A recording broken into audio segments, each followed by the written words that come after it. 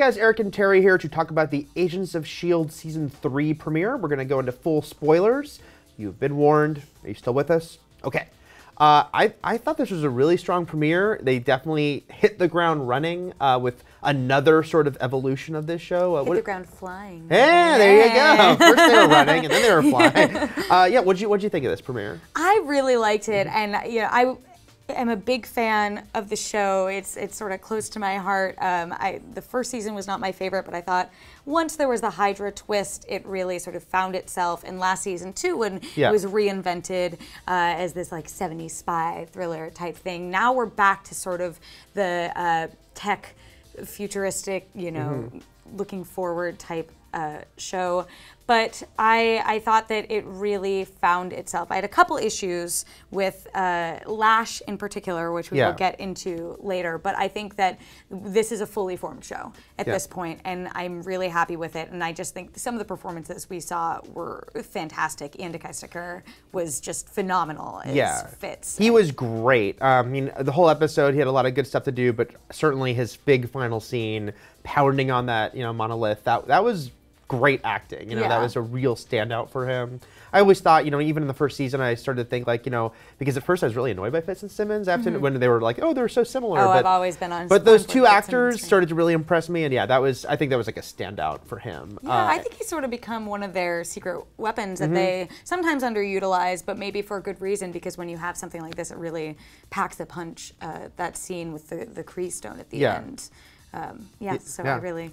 It was great. I loved it. It's interesting this show because, as you mentioned, it's kind of reinvented itself, and we were just talking before we filmed about when it began. It was like, oh, these are not all heroes are super. Yeah, that was their tagline, and it was like, okay, these are normal people, and now the show's changed a lot. And I mean, this even the opening, it's like, okay, this guy has inhuman powers. He's like melting metal, and then Daisy shows up, and she causes all this, this car to go flying with her powers. A big opening, and I think that's very much announcing, like, look, we have changed. I always kind of feel like, they have to be a little, in interviews, they have to be a little, like, cagey, but I feel like, the show itself is like saying, we heard your complaints, and we've gone bigger, we're delivering superpowers in a much bigger way. And let's talk about that scene with Lash, because, ultimately the thing that stood out the most to me was, again, it's like Lincoln and Daisy side by side, that hallway, they're both, earthquake powers, electricity powers against this big giant creature. This is a very different show than we were watching 2 years ago. Yeah, I guess, again, I said my one big issue with this show was Lash, because I think, and not even him as a character, but just the way they presented him. Visually, I know they use the same makeup artist on him that they did with Raina, and I did like Raina's Inhuman transformation. I thought Lash looked really cheesy. I thought he looked like, and this is not a knock against Buffy, but like a poorly done Buffy villain, which I don't think that is what this show is going for at this point. And maybe it's just a matter of having him be more than a one-dimensional character who's trying to kill our heroes and killing a bunch of Inhumans. But I thought that scene and the scene that you're talking about with Lincoln and Daisy, I need to put $1 in the sky jar, and Daisy using their powers, I did feel like that sort of belonged on a different show that wasn't this more grounded yet superhero type series that we've come to know. Right. I think I'm so far I'm good with it. I mean, we were joking about is everyone going to eventually have a superpower on the show? And it certainly seems like a lot more of them will. Not all heroes are super, except you and you and I mean, even Coulson has like the robot hand, which you kind of know at some point will do something really cool, But I don't know. So far, I do think the show is just so much more confident now, and there's a lot of fun to be had with it. There was a stiltedness to it early on that I think they've moved beyond for the most part. Once in a while, I think they kind of might do one quip too many, but in the early days, I think they did way too many quips too many. But yeah, overall, I really enjoyed it. And I also, I admire, they did this last year too, I admire the restraint about not feeling they have to put every character in at once. We didn't see May or Ward. We know they're still part of the show. We did get to meet Constance Zimmer's character, though, who Rosalind? For now, maybe? Maybe. I thought, It's so exciting. I'm like speechless. No, it's so exciting to have someone who really can go toe to toe with Coulson.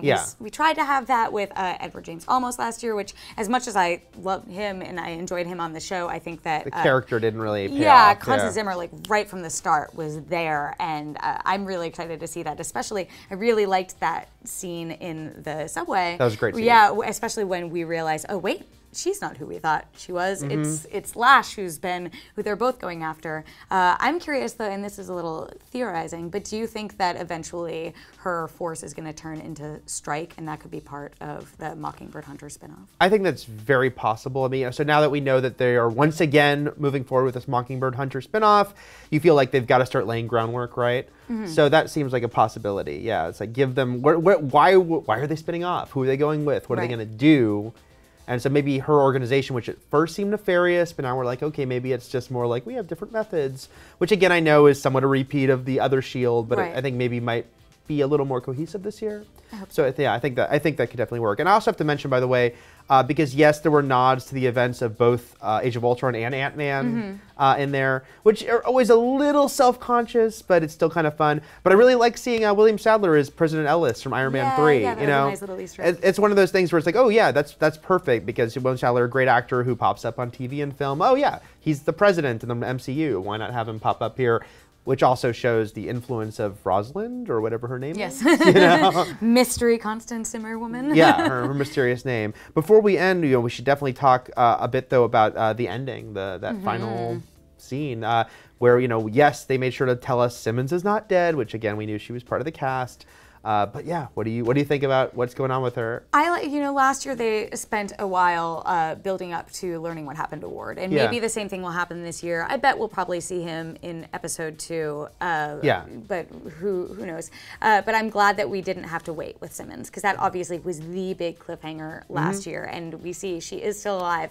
But she is someplace crazy that we do not know where that is. So I'm excited. I hope that they don't give that away too soon. But the nice thing about that reveal is that even if we find out in episode 2, oh, she is in X, Y, or Z, how are they going to get her? Like, it brings up so many other questions, and it looks really cinematic. I know a lot of actors and creators have been saying, oh, this show is so cinematic, but I did feel like there were moments of this episode that looked like they could have, had some small part in a Marvel movie, and I thought that was one of them. I'm really, really intrigued. I am too, and it's, again, I think the show sort of evolving and going into bigger places, because she's in this crazy alien world, and we're gonna have plenty more speculation about where that is exactly and how it might relate to Marvel.